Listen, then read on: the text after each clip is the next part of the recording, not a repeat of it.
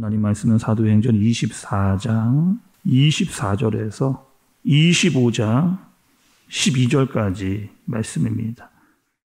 수일 후에 벨릭스가 그 안에 유대 여자 두루실라와 함께 와서 바울을 불러 그리스도 예수 믿는 도를 듣거늘 바울이 의와 절제와 장차오는 심판을 강론하니 벨릭스가 두려워하여 대답하되 지금은 가라.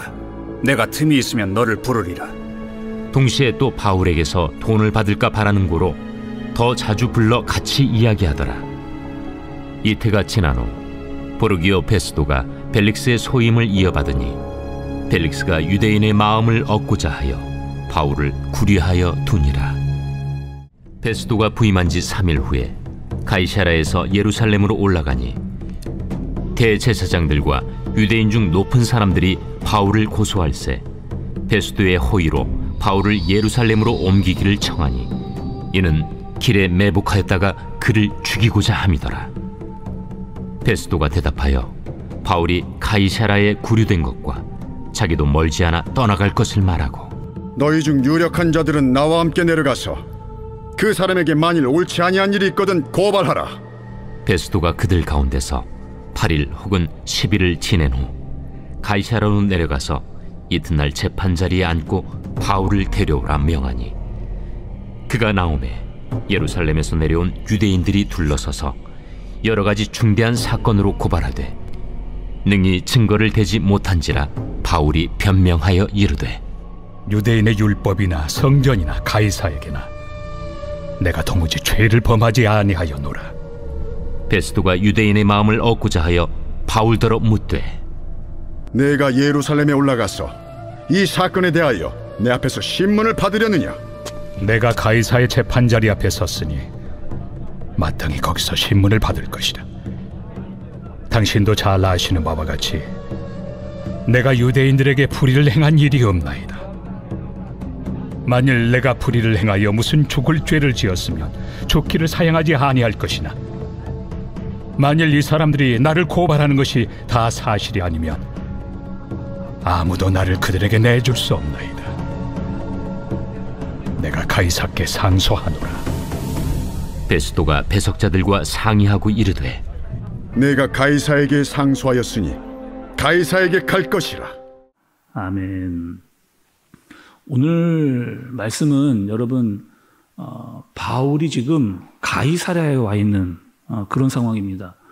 바울이 3차 여행을 마치고 3차 선교 여행을 마치고 예루살렘에 왔다가 상소를 했죠. 상소를 한 다음에 예루살렘에서 가이사랴로 지금 와 있는데 이렇게 된 이유는 바울이 상소를 했기 때문입니다. 그래서 상소를 해서 지금 가이사랴 총독 벨릭스를 만나고 있는 그런 상황이죠. 그리고 이 벨릭스는 어떻게 했느냐, 포로로 잡혀와 있는 바울에게 돈을 요구합니다. 돈을 내놔라. 그럼 내가 좀 어떻게든 내가 힘을 내보겠다. 힘을 써보겠다. 이렇게 돈을 지금 요구하고 있는 그런 상황이에요. 그리고 또 한편으로는 굉장히 그 정치적인 입장으로 이 바울을 이용하려고 그렇게 했습니다. 지금 바울에게 죄가 없다. 이렇게 할 경우에 유대인들이 가만히 있지 않을 겁니다. 유대인들을 조용히 시키고 잠잠하게 만들어야 되는데 바울이 죄가 없다라고 이야기하면은 종교 지도자들, 유대인들 한꺼번에 다 일어나기 때문에 이렇게 할 수가 없었어요. 그래서 어떻게 하느냐? 계속 판결을 미루는 겁니다. 그래서 바울을 몇 년 동안 그냥 내버려 두느냐? 2년 동안 감옥에 그냥 가두어 두는, 그냥 묵혀두는 거죠. 그냥 끄집어내지 않는 겁니다. 왜? 끄집어냈다가 괜히 일이 크게 되면 내가 더 어려운 상황을 맞이하기 때문에. 그러니까 바울에게는 돈을 요구하고 또 겉으로는 이 재판을 계속 미루면서 해결해주지 않으면서 유대인들의 이런 소동을 잠잠하게 만들려고 하는 의도를 가지고 있었던 그런 사람입니다.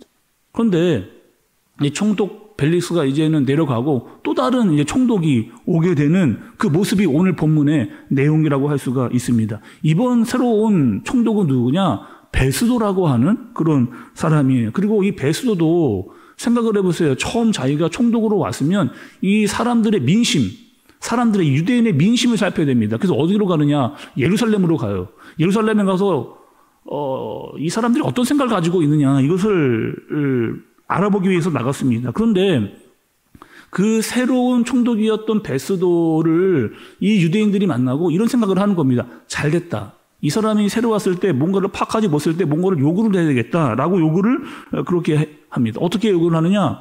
감옥에 있는 그 바울 있잖아. 그 바울 우리에게 좀 보내라. 다시 예루살렘으로 보내라. 이렇게 요구를 합니다. 근데 여러분 지금 시간이 2년이 지났거든요.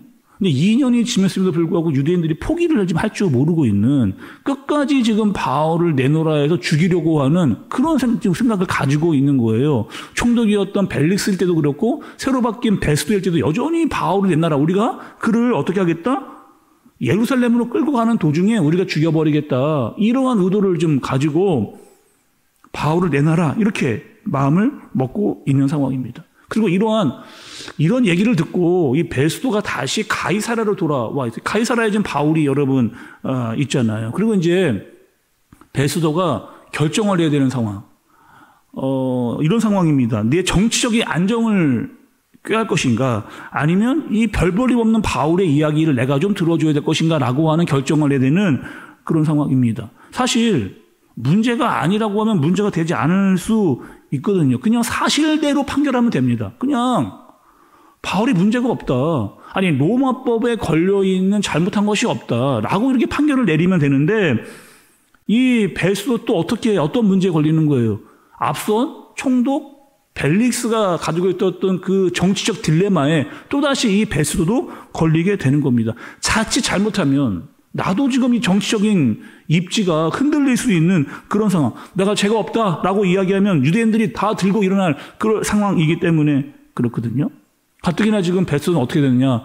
새로 총독으로 왔습니다. 온 지 지금 한 열흘 정도밖에 되지 않은 그런 상황. 그리고 바울이 내가 그만큼의 모험을 걸어가지고 이 사람을 살리려고만한 가치가 없는 그런 사람이라고 판단이 되는 겁니다. 그리고 이 상황을 잘 끌고 가려면 내가 좀 정치적으로 인정을 받으려면 유대인들이 조용해야 됩니다. 그러니까 조용하게 만들기 위해서는 이거를 뜨거운 감자로 만들어서는 이제 안 되는 거죠. 그래서 이러지도 못하고 저러지도 못하고 이 베스도도 앞선 벨릭스와 같은 똑같은 고민을 하게 됩니다. 그리고 바울에게 한 가지 제안을 해요. 어떤 제안을 하느냐? 벨릭스는 어떻게 했어요? 바울에게 돈을 요구했습니다. 이번에 베스도는 어떻게 이야기하냐? 9절의 말씀을 한번 좀 보세요. 베스도가 유대인의 마음을 얻고자 하여 바울더러 묻되 내가 예루살렘에 올라가서 이 사건에 대하여 내 앞에서 실문을 받으려느냐? 이렇게 이야기합니다. 그러니까 이 지금 9절의 말씀을 보면은 베스도의 마음을 딱 알 수 있는 그런 구절이에요. 속으로 어떤 마음이 있었느냐? 이 베스도는 바울을 데리고 예루살렘으로 가고 싶었습니다. 왜? 예루살렘 왜요? 예루살렘에 데려가가지고 유대인들이 원하는 쪽으로 내가 그들의 마음을 얻고자 판결해주고 싶은 마음이 베스도의 마음이 가운데 있었던 거죠. 그래서 이 바울을 데리고 내가 예루살렘으로 가면 좋겠다. 너도 그렇게 할래? 이렇게 지금 물어보고 있는 그런 상황입니다. 그리고 10절의 말씀을 보니까 이해를 돕기 위해서 제가 세번역 성경으로 좀 읽어보겠습니다. 바울이 이렇게 이야기를 해요. 바울이 대답하였다. 나는 지금 황제의 법정에 서 있습니다. 나는 여기서 재판을 받아야 합니다. 각하께서도 잘 아시는 대로 나는 유대 사람에게 조금도 잘못한 것이 없습니다. 이렇게 이야기합니다. 12절의 말씀대로 한번 보세요. 베스도가 배속자들과 상의하고 이르되 내가 가이사에게 상소하였으니 가이사에게 갈 것이라 하니라. 이렇게 이야기합니다. 그러니까 최종적으로 베스도가 이제 판결을 하는데 어떻게 하느냐? 그러면 바울아 너 그냥 가이사에게로 가라. 결국에 로마로 가서 계속 상고해서 너는 로마로 가라. 이렇게 이야기를 합니다. 근데 여러분 그 가이사라에서 로마까지는 거리가 어느 정도냐? 한 2240km 정도 됩니다. 2240km 정도.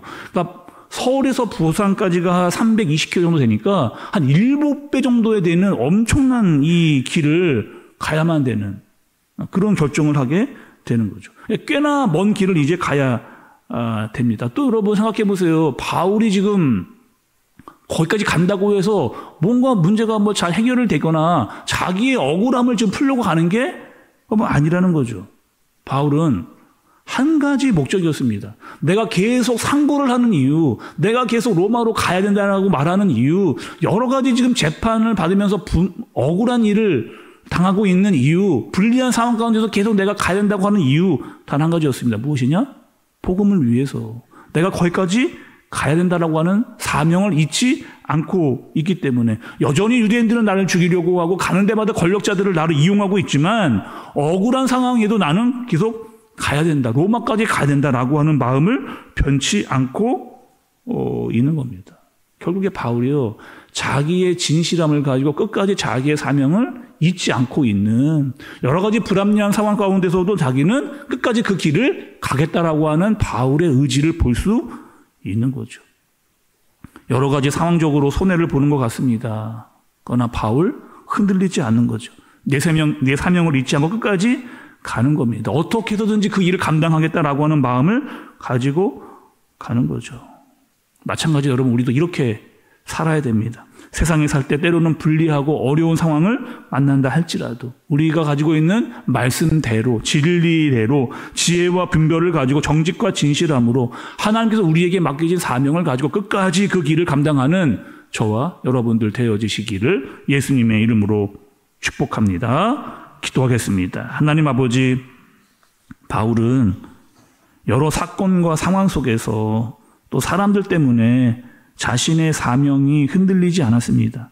억울하고 불리했고 때로는 힘든 상황입니다. 그러나 끝까지 정직했고 진실했고 자기의 사명을 감당했고 흔들리지 않았습니다. 하나님 우리에게도 이런 마음을 주옵소서. 세상에서 하나님께서 우리에게 주신 사명을 끝까지 감당하여 낼 수 있는 마음을 허락해 주옵소서. 예수님의 이름으로 기도드리옵나이다. 아멘.